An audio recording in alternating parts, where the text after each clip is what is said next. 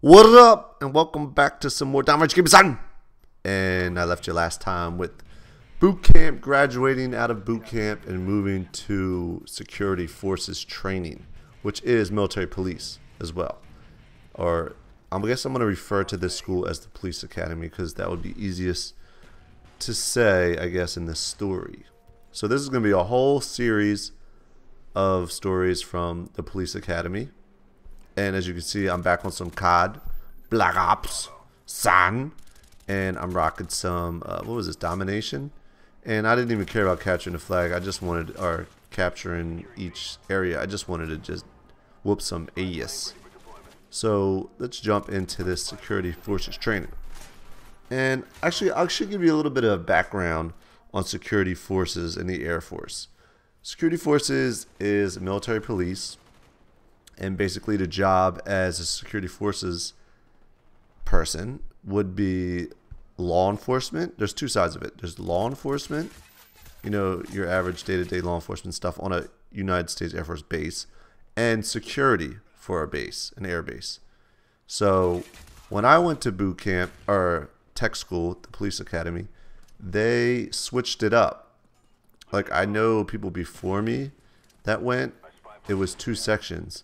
So you could either go through tech school as law enforcement or you can go in tech school as security. But when I got to tech school, police academy, they just merged the two together. So you are getting both.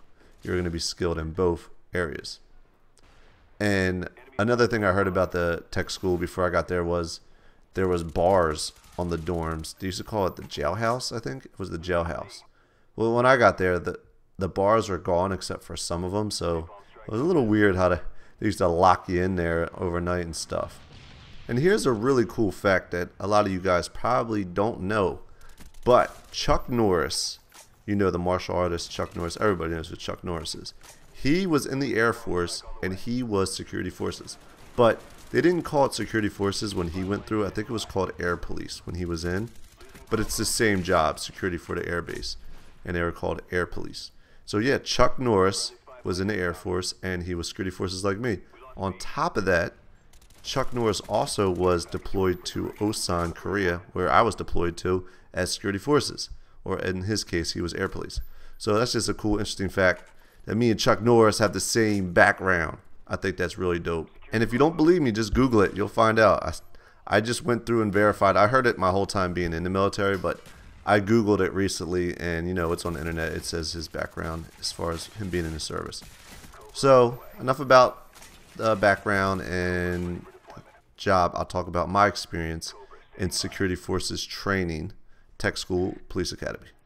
See, there's so many things I could say. I'm going to just call it, I don't know what I'm going to call it, but it's going to be one of those three things when I'm talking through the story. So yeah, so boot camp's over. I get to security forces training. They put us in a dorm. It had a little more privacy than boot camp. Like, we would be three to a dorm room, one bunk bed, one single bed, and you know, the newest guy in the dorm room had to be on the top bunk, you know, so you kind of moved down the line. So I was on the top bunk. You would share a bathroom with another dorm room that had three guys in it, and I think it was in Charlie Bay. Anybody that did security forces, I was in Charlie, first floor, so I didn't have to lug my crap upstairs, which was kind of cool.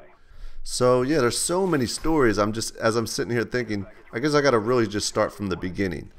So how do I start this? So one of the guys in my dorm room, I remember, he was from Wisconsin. He used to say it like that, Wisconsin. He was kind of dorky.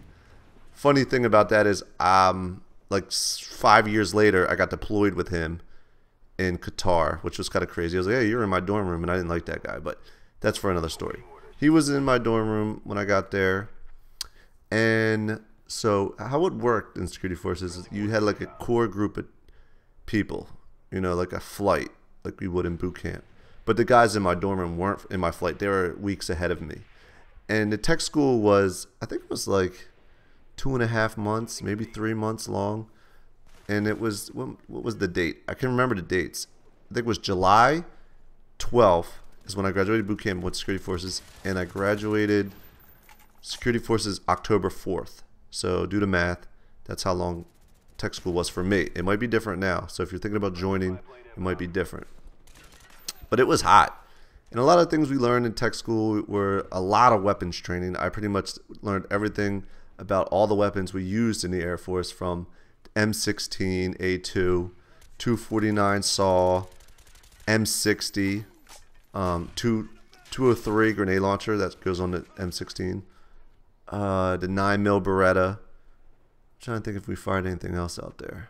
We threw grenades, claymores, which was pretty cool. The claymores were cool. I'll get into all detail about these things.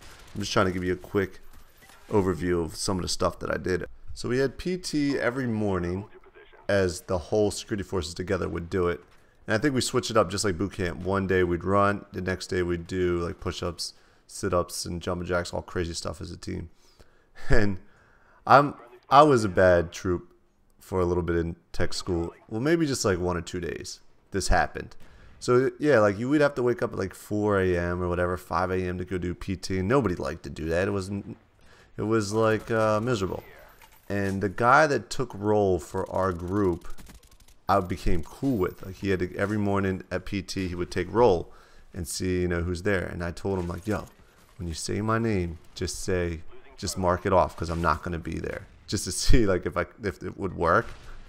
And it did. Like I slept in, you know, I'm like, all right, I'm not gonna go to PT this morning. I slept in, you know, got an extra hour and a half of sleep, and you know, he's like, yeah, I did it. The only reason I did that is because I seen him do it for somebody else, and I'm like, oh, that's beat. I better jump on this.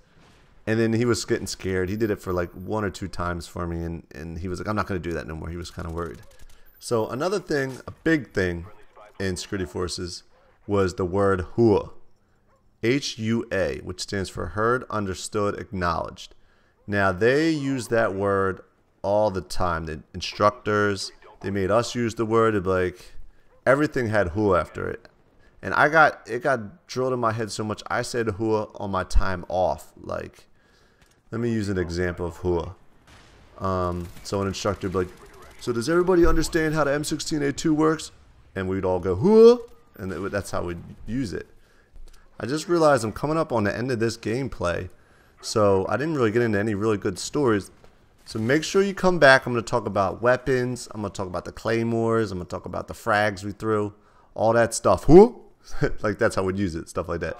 And I'm really excited to get into it because it's some cool stuff to talk about. So make sure you throw a thumbs up, favorite, and if you're not, make sure you subscribe so you know when I put up the next video.